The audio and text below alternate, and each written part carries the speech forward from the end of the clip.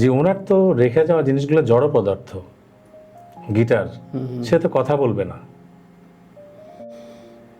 এই গিটারগুলো তো মানুষ দেখেছে, প্রতিটি স্টেজেই উনি বাজিয়েছেন, এখনো চাইলে ইউটিউবে ক্লিক করে দেখতে পারেন। তো মানুষ কেন জাদুঘরে গিয়ে গিটারটা দেখবে? হেভি কিচেনের বাইরে আড্ডা হচ্ছে, কখন দিন থেকে রাত হয়েছে আমি দেখতে পাই নাই। আমি হচ্ছে গান নিয়ে আমাকে ডেলিভারি দিতে হবে, ড্যাড ডেলিভারি দিতে হবে।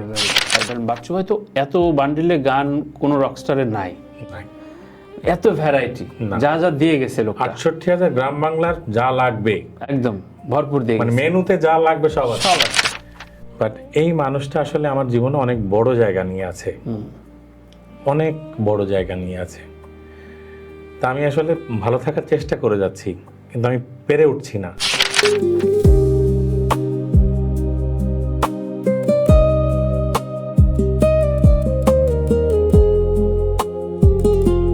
প্রিয় দর্শক, সবাইকে স্বাগত জানাচ্ছি আমার নতুন পডকাস্ট চেক ইন তানভীরে।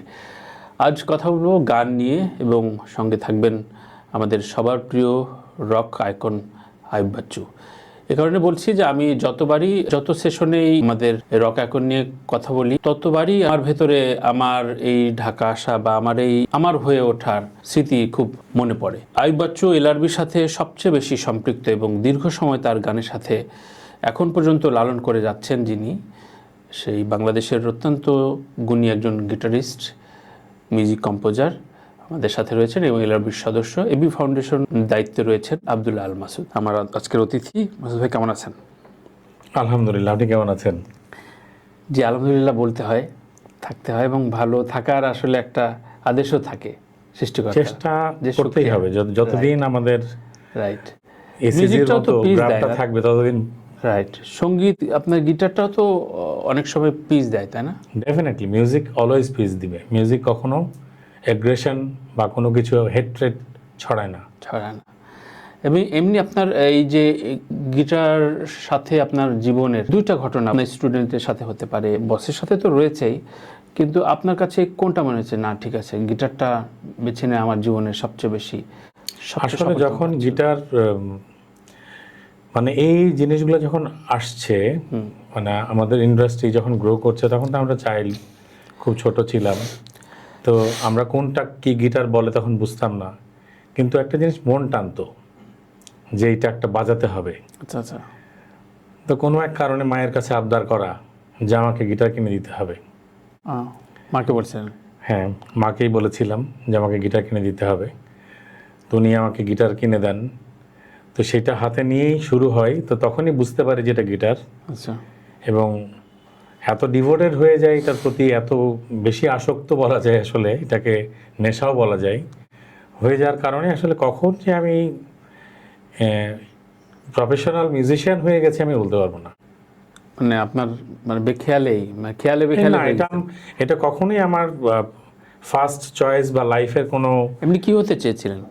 আমি মানে টেক টাইপের কিছু একটা, আমি কম্পিউটার নিয়ে অনেক কাজ করেছি, বাট গিটারটা যে আমার মেন প্রফেশন হবে বা মিউজিকটা যে আমার মূল প্রফেশন হবে সেটা আমি কখনো আশা করিনি বা আমি চিন্তাও করিনি। আচ্ছা আচ্ছা আচ্ছা। এটা আমি যেদিন এলআরবিতে জয়েন করি বা যার পরে যখন আমার পাসপোর্ট লেখা হয় আর্টিস্ট বা মিউজিশিয়ান, তখন আমি নিজেকে ফিল করি যে আমি প্রফেশনাল মিউজিশিয়ান। আমার লাইফস্টাইলটা আমি ফুল অফ। রাইট। গিটারের সাথে আপনার জীবন কত বছর হলো? 89 থেকে 2025। রাইট। সেশন মিউজিক বা একদম এই প্লেয়িংগুলো কি সারা ওয়ার্ল্ডে বা কিংবা বাংলাদেশের কথা আমি একটু আলাদা হয়, সারা ওয়ার্ল্ডে কি এখন ছেলেপেলেদের ভেতরে কমে যাচ্ছে কিনা? মোর সিনথেসাইজ, মোর ইলেকট্রনিক্স। একটা জিনিস প্রযুক্তি এবং সময়, জেনারেশন, আমাদের একটা জেনারেশন, যে জেনারেশন আমরা বসে আছি বা যারা শুনছেন বা আমাদের জেনারেশন যারা আছেন, তারা আমরা একটা সময়কে রিলেট করি, যে সময় সাদা কালো, ফিতার সময়, ক্যাসেটের সময় বা এলভি রেকর্ডের সময়। ওই সময় আসলে এন্টারটেইনমেন্ট বলতে কিছু ছিল না। বিটিভিতে কোনো একটা ইংলিশ ডাবিং একটা সিরিজ আসবে, সেটা দেখব, বা নতুন কোনো গান বের হবে বা ঈদে কোনো ব্যান্ড শো হবে, যেহেতু আমাদের লাইফটা, আমাদের জীবনটা এরকম ছিল এবং আমাদের ফিজিক্যাল গেমস অনেক বেশি ছিল, যে কোনো খেলাধুলাই, শীতকাল আসলে ব্যাডমিন্টন, কখনো ক্রিকেট, কখনো ফুটবল, ফিজিক্যাল অ্যাক্টিভিটিটা ডেফিনেটলি তখন বিষয়টা এরকম ছিল যে ঘরে থাকতাম না আমরা কেউই, এন্টারটেইন সব বাইরে। এক্স্যাক্টলি। বাট এখন প্রেক্ষাপটটা ডিফারেন্ট, যে বাচ্চাদেরকে ঘর থেকে বের করা যায় না, তারা free fire, PUBG, Roblox, virtual ওয়ার্ল্ডে তারা আসলে এত বেশি ইনভলভ, তাদের আমাদের যে মনস্তত্ত্ব বা আমাদের যে বিষয়গুলো তাদেরকে আমরা ওইটাতে আনতে পারছি না, যে দেখো আমরা এই সময় এইগুলা এরকম ফিল করেছি, তারা ওটা ধরতেই পারছে না, ওটা ক্যাচ করতেই পারছে না। How come? কারণ তারা জন্মের পরে অ্যাপেল আইফোন হাতে পাচ্ছে। মানে ধরেন আমিও 96-এ যখন ঢাকা আসি প্রথম, তখনও মানে একটা হিরোইজম ছিল যে গিটার নিয়ে গলিতে গলিতে হাঁটা, রিক্সায় সামনে গিটার নিয়ে। তো ইয়াংদের ভিতরে এই হিরোইজমটা একটু কমে যাচ্ছে, এই টুলস কমে যাচ্ছে কিনা? হ্যাঁ, এটা কমে যাচ্ছে। আপনি গিটার শিক্ষকও, হ্যাঁ, সো সেই জায়গায় এটা কমে যাচ্ছে। এটা শিক্ষকের জন্য না, গিটার সেলটাই কমে গেছে, মিউজিক্যাল ইনস্ট্রুমেন্টের সেলটাও কমে গেছে। এখন আরেকটা প্রযুক্তি এসছে, এআই, সেটাও একটা বড় কারণ হতে পারে। আর তাছাড়াও বাংলাদেশের প্রেক্ষাপটও একটু চেঞ্জ হচ্ছে, সব কিছু মিলিয়ে মিউজিকটা আস্তে আস্তে ফেড আউট টাইপের একটা।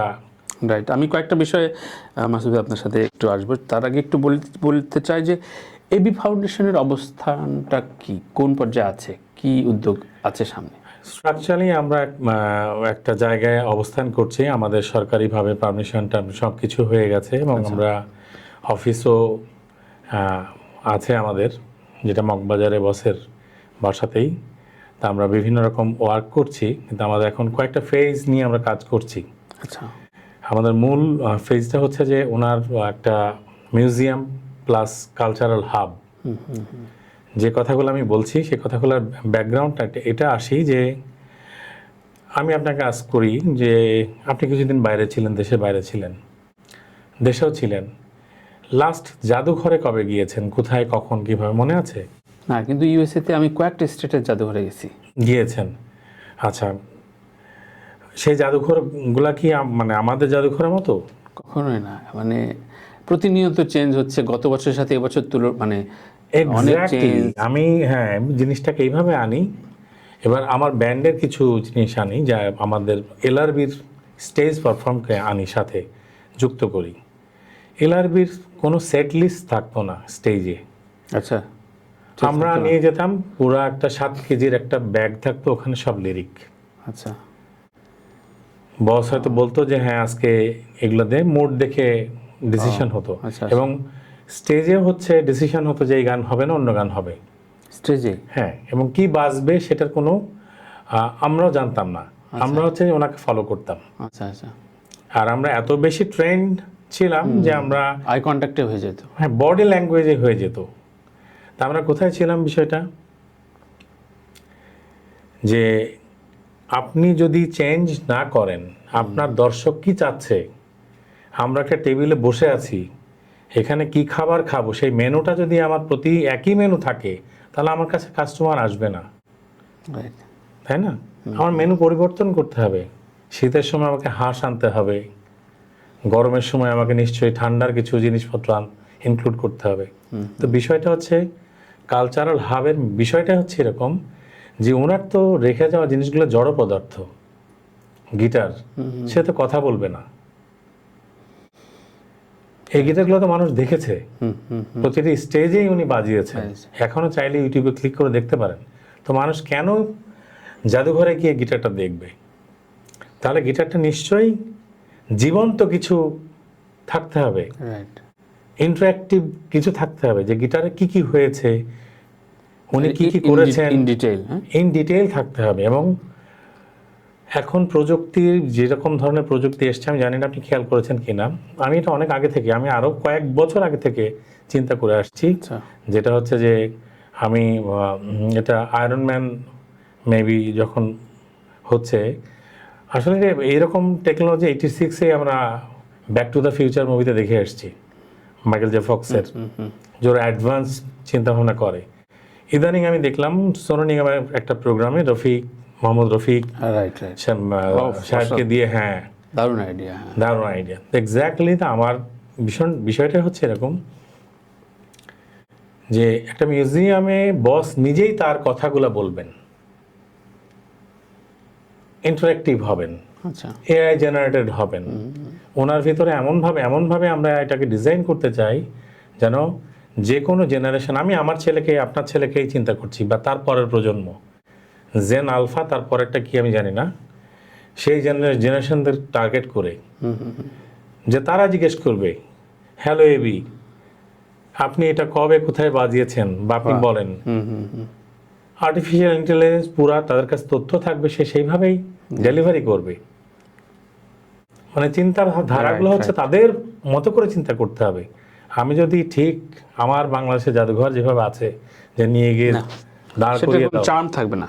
না, সেগুলো কি কাজ নিশ্চয়ই ব্যয় সাপেক্ষ, এবং সেগুলোর আমরা ফেজ 1-এ এগুলো নিয়ে স্ক্র্যাচ দাঁড় করাচ্ছি। মেন জিনিস হচ্ছে ফিনান্সিয়াল সাপোর্ট খুব ইম্পর্টেন্ট, রাইট, জায়গা ইম্পর্টেন্ট, টেকনোলজি সেটাকে এখানে নিয়ে আসাটা ইম্পর্টেন্ট।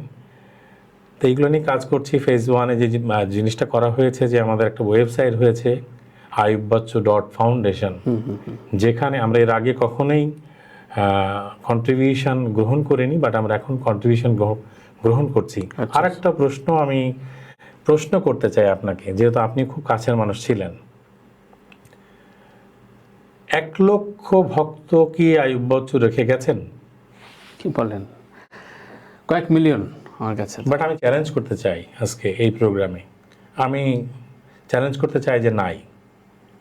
যদি থাকে তাহলে আমাদের ওয়েবসাইটে গিয়ে ayubbachchu.foundation-এ গিয়ে ওখানে কন্ট্রিবিউশনের জায়গা আছে। 1 লক্ষ মানুষ 1000 টাকা করে ডোনেট করেন, কন্ট্রিবিউট করেন, ফেজ 1 কমপ্লিট হয়ে যাবে।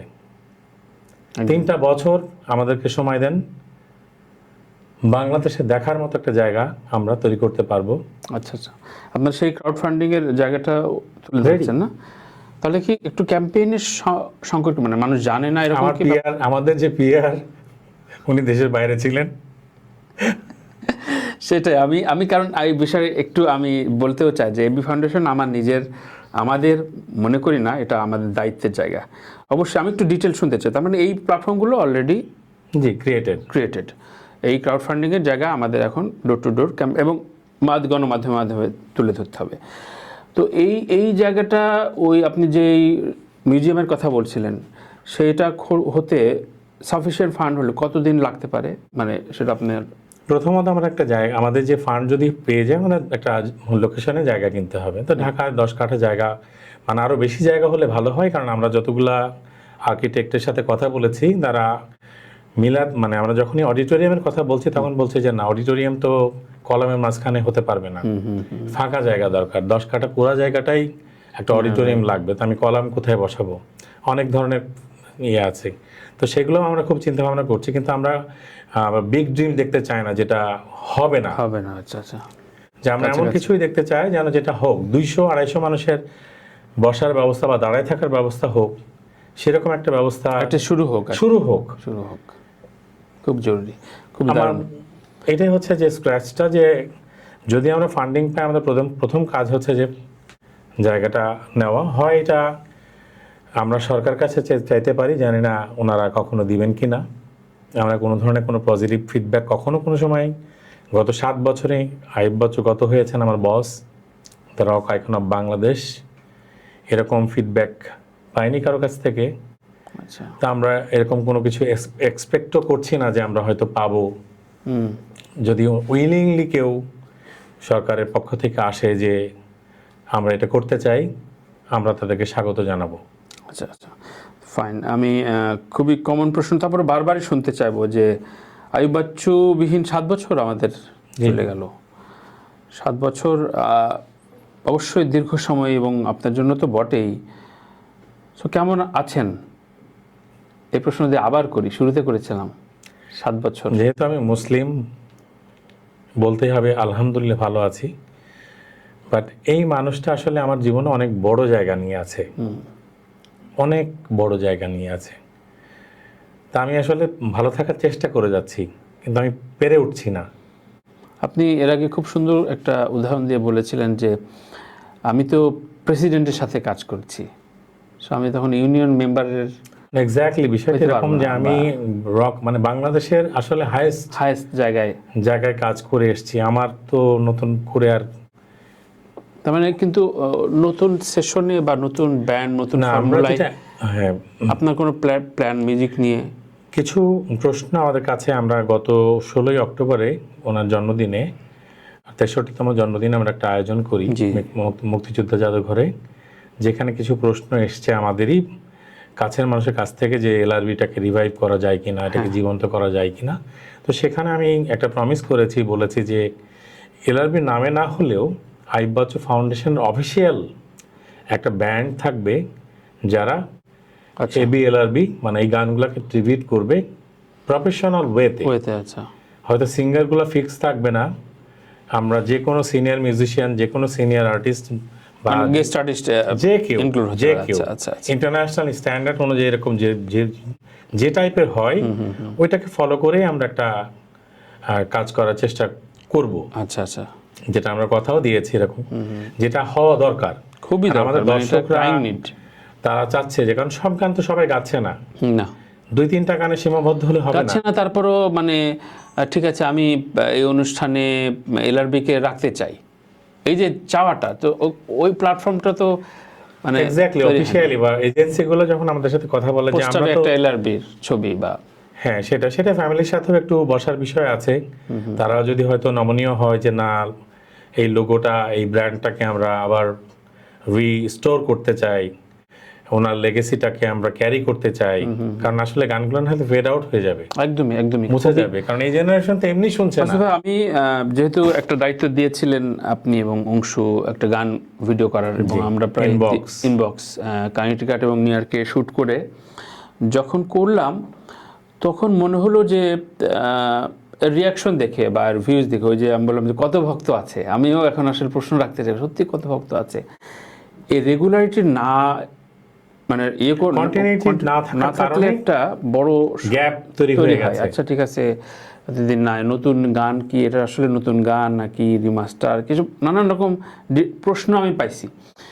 তখন মনে হয়েছে যে এলআরবি বা এবি এলআরবি যে নামে দেন, একটা প্ল্যাটফর্ম থাকা উচিত যেটা অফিসিয়াল, যে এরা আপনি এই সেশনে এই শীতে হয়তো এই 5 জন আর্টিস্ট গাইবে, আপনারা বাজাবেন, একটা ট্যুর প্ল্যান থাকবে, একটা ট্যুর প্ল্যান থাকবে, ন্যাশনালি থাকবে, ইন্টারন্যাশনালি থাকতে পারে। একদম একদম, যে পুরা বিদেশি ব্যান্ডরা যেভাবে করে এরকম ট্যুর। কুইন ফেডি যখন চলে যায়, হয়েছে না, এক্সেল রোজ থেকে শুরু করে সবাই এসে গেছে না। এখন আমরা যদি পার্থদাকে বলি যে দাদা আপনি গান ঘুম ভাঙা শহরটা, উনি উইলিংলি বলবে হ্যাঁ আমি অবশ্যই গাবো, কারণ এটা শুরুতে স্টার্টিং এ আমি বাজিয়েছিলাম, রাইট, তাই না? এরকম আমরা প্রতিযশা মিউজিশিয়ানকে যদি আমরা বলি যে আপনারা পারফর্ম করেন, আর যদি এরকম গ্র্যান্ড কোনো প্রোগ্রাম করা যায়, কেন হবে না? অবশ্যই হবে, খুবই জরুরি। মানে আমি যেমন হামিন ভাইয়ের সাথে ওই দিন কথা বলছিলাম যে শাফিন ভাই ছাড়া আপনারা কেমন রেসপন্স বা কীভাবে পাচ্ছেন। তো যেহেতু তারা একটু আলাদাভাবে অনেক দিন ধরে চলতেছিল, তখন বলল যে আসলে মিউজিক এই যে লিগেসিটা, ধরেন বাচ্চু ভাই তো এত বান্ডিলে গান কোনো রকস্টারের নাই, এত ভ্যারাইটি যা যা দিয়ে গেছে লোক, 68,000 গ্রাম বাংলার যা লাগবে একদম ভরপুর দিয়ে মানে গেছে, মেনুতে যা লাগবে সব আছে। সুতরাং ওইটার যে চাহিদা তৈরি হবে, এটা যেমন একটা জেনারেশন তো বড়ও হয়ে যাচ্ছে, আমাদেরও তো বয়স হচ্ছে, তো যারা এর আগে শুনে আসছে তাদের ছেলে মেয়ে আসছে, ছেলে মেয়ে আবার ইংলিশ কভার টভার শুনতেছে, ওরা ওই বাপরা যখন টিকিট কাটবে, বাপ চাচারা, তখন ওর ছেলে পেলেদের নিয়ে যাবে যে এলআরবি আমরা বড় হয়েছি, হয়তো অস্ট্রেলিয়া ট্যুর হলো বা নিউ ইয়র্কের ট্যুর হলো, চল এই এলআরবির গান শুনবো। এইটা মনে খুব জরুরি। এবং সেক্ষেত্রে পরিবার বলছেন তাজ বা তাদের কোনো সেশনে আসার প্ল্যান আছে কিনা গিটার নিয়ে? তাজওয়ার আসলে এখন ইয়েতে ভ্যানকুভারে লেখাপড়া শেষ করে সেটেল, ওখানে চাকরি করছে। দেশে আসলে এখন এই যে কন্ডিশন, তাকে কখনোই দেশে আসতে বলতে পারি না। আর বস শুরু থেকেই তাকে এই প্রফেশনে আসতে নিষেধ করে গেছেন, চান নাই আর কি। আসলে এটা খুব স্ট্রাগলিং একটা জায়গা। তা আমরা হয়তো অন্যান্য এক্সপার্টিজ ওর কাছ থেকে নিতে পারি, আচ্ছা, সেইগুলো আমরা হেল্প নিতে পারি। আর বাবান ফাইরুজ সাফরা, সে তো অস্ট্রেলিয়াতে সিডনিতে থাকে। আর আমাদের এলআরবির মেম্বার যদি আমরা ইয়ে করি, তো আমাদের মেম্বার আসলে এখন আর সবগুলা গোছানো নাই, না কেউ বিদেশ চলে গেছে, কেউ একটু সেটা আপনি আপনার অ্যারেঞ্জমেন্টে একটা হ্যাঁ, একটা- তৈরি করতে হবে, হ্যাঁ, একটা একটা- লাইন আপ। হ্যাঁ সেটাই, একটা কিছু করতে হবে যেটা খুব একটা স্ট্যান্ডার্ড কিছু করতে হবে। রাইট রাইট, যাতে ধাক্কা না খায় আর কি। হ্যাঁ, স্ট্যান্ডার্ড কিছু করতে হবে যেটা নিয়ে মুভ করা যায়, মুভ করা উচিত। মুভ না করলে যেটা হবে, আমরা যতই বলি না কেন যে উনি বেঁচে থাকবে মুখে বলবো, কিন্তু আলটিমেটলি আমি তো অ্যানালাইটিস দেখতে পাচ্ছি, খুবই খুবই খুবই, এবং এটা আমি অংশুর সাথে আমি একসাথে গ্রাফটা আলাপ দেখতে করছি। পাচ্ছি। যে ডাউনফলটা হচ্ছে একমাত্র গ্যাপের জন্য, অবশ্যই এর এর বাইরে আর কিছু না। লাইভে না আসা পর্যন্ত এটা হবে না। আর একটা জিনিস আমি কাজ হাতে নিয়েছি, সেটাও ফাউন্ডেশনেরই। আমাদের কিছু অ্যালবামের গান আছে যেগুলো হচ্ছে যে অ্যালবাম আছে, গানগুলো আছে যে সাউন্ড রেকর্ডিংগুলো খুব একটা অ্যাপ্রোপ্রিয়েট না। হ্যাঁ ভালো অবস্থায় নাই। আচ্ছা আচ্ছা, তো এই যে নতুন জেনারেশনকে শোনানোর জন্য আমরা ওই গানগুলোকে আবার নতুন করে রিমেক করার ও কাজ শুরু করেছি অলরেডি। আচ্ছা আচ্ছা আচ্ছা, যে গানগুলোকে আমরা আবার নতুন করে, হয়তো ইয়াং কোনো আর্টিস্ট হোক বা সিনিয়র কোনো আর্টিস্ট হোক, যাদেরকে দিয়েই যার কণ্ঠে যে গানটা ভালো যাবে, আচ্ছা আচ্ছা আচ্ছা, সেভাবে আমরা গানগুলোকে হ্যাঁ দ্যাটস ফ্যান্টাস্টিক। একটা রিমেক ভার্সন আমরা ছাড়বো, যেন ওই অরিজিনাল গানটা আবার ফিরে আসে। আচ্ছা আচ্ছা আচ্ছা, গিটার সেশন বা জ্যাম, গানের রেকর্ডিং বলবো না, গিটার হাতে দুজন যখন বসতেন, এরকম একটা দুইটা খুব প্রিয় কর্ডগুলা কোনটা ছিল বাচ্চু ভাইয়ের? আপনার খুব খুব কমন প্রোগ্রেশনটা কেমন ছিল? বেসিক্যালি আমাদের ড্রয়িং রুম, আপনি তো গেছেনই, এবং যারা যারা এবি কিচেনে গেছেন তারা জানেন যে আমাদের কর্নারে গিটার রাখা থাকতো, অ্যাকোস্টিক গিটার রাখা থাকতো, এবং মানে আমার গিটার হাতে নিয়ে সারাক্ষণই আমরা কোনো না কোনো কিছু করছি। টিভি একটা চলতো, সাউন্ড মিউট করা থাকতো। তা আমি কিছু পলিকর্ড বাজাতাম, অ্যাডেড কর্ড যেগুলোকে বলে, অ্যাড 9 বা সাসপেন্ডেড কর্ড, কিছু প্লাকিং বাজাতাম, যেগুলোর আসলে মেজর মাইনর দরকার হয় না। যদি সাসপেন্ডেড কর্ড বাজানো হয় তো উনি মেজরে বাজাতে পারেন, মাইনরও বাজাতে পারেন। তো এরকম কিছু ফ্রেজেস আমি বাজাতাম। আচ্ছা আচ্ছা, উনি হচ্ছে ওই ধুনের ভিতরে। হ্যাঁ ওই ধরনের নিত্য নতুন নতুন জিনিসপত্র আচ্ছা উনি এরকম ভাবে গান শুরু হয়েছে, দু একটা গানের কথা রিলেট করেন না? মনে পড়ছে? অনেকগুলো গানই হয়েছে, আমাদের যুদ্ধ অ্যালবামেও আছে, স্পর্শ অ্যালবামেও আছে। আচ্ছা আচ্ছা, রাইট। যুদ্ধ স্পর্শ দুটোই। দুটো একটা অ্যালবাম। প্রশ্ন রেখে আমি প্রথম বিরতিতে যেতে চাই, সেটা হচ্ছে ঈদ আসলে প্রচণ্ড রাশ থাকতো এবং তখন সামলানোটা আপনার উপরে গুরুদায়িত্ব ছিল। তো ওই সময়টা কেমন, মানে ওই রকম আসলে ওই রকম মিউজিক ইন্ডাস্ট্রি আর আমরা আর মানে এগুলো রূপকথার গল্পের মতো, তাই না আসলে রূপকথার গল্প। মাসুদ ভাই? মানে ভাবা যায় এই স্টুডিও থেকে ওই স্টুডিও ছুটতে, কত অ্যারেঞ্জার আসতেছে, বাচ্চু ভাই আজকে গান দেন। এবি কিচেনের বাইরে আড্ডা হচ্ছে, কখন দিন থেকে রাত হয়েছে আমি দেখতে পাই নাই।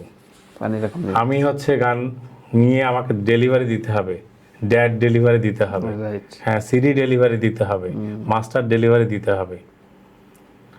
মানে এটা অকল্পনীয়। সাউন্ড টেক এসে বসে আছে, বা সঙ্গীতা এসে বসে আছে, বা সিএম বিভাগ, যে কেউ, অনেক কোম্পানি তখন, রাইট, বিভিন্ন জনের কাজ, শওকত ভাইয়ের কাজ, অনেকের কাজ, সত্যি সত্যি, মানে এগুলো আর কি আয়োজন, মানে মুখরিত, বাইরে জমজমাট, মানে হাট বসছে আর কি। হাট বসছে আর কি। আর সাংবাদিক তো আছেই, সব বন্ধু, মানে এমন একটা বিষয়, মানে আমি এসে দেখছি যে আমি মিস করে যাচ্ছি, আমি কিছু পাচ্ছি না। কারণ ভেতরে কাজের মধ্যে সত্যি সত্যি সত্যি। বাচ্চু ভাইয়ের গান রেকর্ডিং এর সময় আপনি সবচেয়ে বড় সঙ্গী। তো গানের ক্ষেত্রে কি উনি খুব, মানে ওনার তো মুড সুইং হতো, তো অনেকগুলো গান যখন ভয়েস দেওয়ার ব্যাপার ছিল, উনি কিভাবে ভয়েস দিতেন? যে একটা দুটো একসাথে, নাকি আজ এটা কালকে ওটা, কিভাবে আপনারা রিকভার করতেন ওগুলা? আমি একটু প্রশ্নটা ঘুরিয়ে করি। মানে এলআরবি রেকর্ডিং করছি, আমি স্পর্শ অ্যালবাম দিয়ে আসি, তাহলে আসবে, কারণ স্পর্শ অ্যালবাম থেকে যুদ্ধে গান আসছে এবং জীবনের গল্পের গানগুলো বেসিক্যালি আমাদের এক সেশনে আমরা মোটামুটি 40-42টা গান 2 দিন বা 3 দিন এরকম সেশন ছিল, ড্রামস লাগানো, মাইকিং করা, সব কিছু করা, আমরা রেকর্ড করছি। আচ্ছা, কোনো লিরিক্স নাই, কিচ্ছু নাই, কিছু নাই। নাথিং, কিচ্ছু নাই, শুধু হচ্ছে ওনার লালালা আচ্ছা আচ্ছা আচ্ছা, মানে বডি দাঁড়াচ্ছে। বডি দাঁড়াচ্ছে, ড্রাম বেসিক্যালি ড্রামস রেকর্ড হচ্ছে এবং ওনার গাইডটা রেকর্ড হচ্ছে। আচ্ছা আচ্ছা আচ্ছা, যা আসছে যেভাবে যতটুকু যা আসছে সেটাই কন্টিনিউ নন স্টপ 3 দিন বা 4 দিন সেশন এটা চলছে অ্যাজ লাইভ। হ্যাঁ, লাইভ মানে রেকর্ড হচ্ছে, আচ্ছা, রেকর্ড হচ্ছে, রেকর্ড হয়ে গেল, রেকর্ড হওয়া শেষ, যে আমরা 40টা বা 30টা বা 35টা গান পেলাম, মেবি ওরকম 40-এর কাছাকাছি গান পেলাম। এখন এখান থেকে বেছে বেছে কোন গানটা রাখবো, কোন গানটা কি হবে, লিরিক লেখা হবে, তখন আমাদের সাথে কাজ করতো সাজ্জাদ হোসেন গীতিকার। ওকে ডেকে এই লালা লালাটা পুরা স্ক্র্যাচটা দেওয়া হতো, যে বস তখন ভাবটা বলতো যে গানটা আমি এইভাবে চিন্তা করছি, আমি এই জিনিসটা পুরো গল্পটা একটা বলতো, তুই এখন সাজিয়ে লিখে নিয়ে আয়। সে তখন সে ওটাকে সাজিয়ে লিখে নিয়ে আসতো। আর বসের একটা গুণ ছিল কি, উনি নিজেও তো গীতিকার, উনি ওই লালা লালার মধ্যে অনেক কথাবার্তা বলে ফেলতেন, মানে মনের ভাবটা বলে ফেলতেন, অনেক কথা। তো ওখানে একটা সারাংশ বা থিমটা থেকে যেত, ওই থিমটার উপর বেস করে গানগুলো লেখা হয়ে যেত। তো গানগুলোর ভয়েস দেওয়ার বিষয় তখন হচ্ছে যে গানগুলোর সেশন, যে কোনটা এলআরবিতে যাবে, কোনটা সলো ওনার সলোতে যাবে, তখন হ্যাঁ তখন হতো। এমন হয়েছে যে একদম 10টা গান ফিক্সড, এই 10টা গানই যাবে। লাস্ট ডে না, এই 3টা স্লো হয়ে গেছে, এই 3টা যাবে না, ওখান থেকে বের কর, ওই 3টা গান এখানে ঢুকে, হ্যাঁ চেঞ্জ, এই 10টা গান যাবে, স্পর্শতে এই 10টা গান যাবে। যুদ্ধতে যে গান গেছে ওইখান থেকে যুদ্ধতে গান গেছে। এরপরে জীবনের গল্প অ্যালবাম, যে লাস্ট ওনার অ্যালবামটা ছিল সোলো, সেখানে কিন্তু শুধুমাত্র জীবনের গল্প গানটা করা ছিল, বাদ বাকি গান কিন্তু সবই হচ্ছে এই বাছাই করে বাদ দেওয়া গান। আচ্ছা, স্লো, আচ্ছা আচ্ছা, ব্যান্ডের জন্য স্লো, আচ্ছা, বেশি ব্যালেড হয়ে গেছে, বেশি আচ্ছা আচ্ছা, বেশি আর কি রোমান্টিক হয়ে গেছে, এটা স্লো হয়ে গেছে, এটা দেওয়া যাবে না। কিন্তু এটা খুবই মেলোডিয়াস একটা অ্যালবাম, কারণ সব সুন্দর গানগুলো ওখানে চলে গেছে। আর গান গাওয়ার ভয়েস দেওয়ার বিষয়টা হচ্ছে যে ওনার মুড, যখন আসতেন তখন 1 2 3 কোনো বিষয় না, ধাম ধাম ভয়েস দিয়ে ফেলতেন। আর এসে শুনতেন, কন্ট্রোল রুম থেকে এসে শুনতেন, না আজকে নয়বু, মানে ওনার টোন শুনলে উনি যেটা ডেলিভারি করছেন যদি সেটা অ্যাপ্রোপ্রিয়েট না হয় তাহলে আজকে হবে না। আচ্ছা আচ্ছা, মানে আজকে আমার ওই টোনটা আসছে না, আমি যেটা চিন্তা করছি এটা আসছে না, আজকে হবে না। আচ্ছা আচ্ছা, দারুণ দারুণ, সত্যি নস্টালজিক হয়ে যাচ্ছি। আমি মনে করি দর্শকরাও রিলেট করতে পারছে। কথা বলছি গিটারিস্ট, মিউজিক কম্পোজার আব্দুল আল মাসুদের সাথে।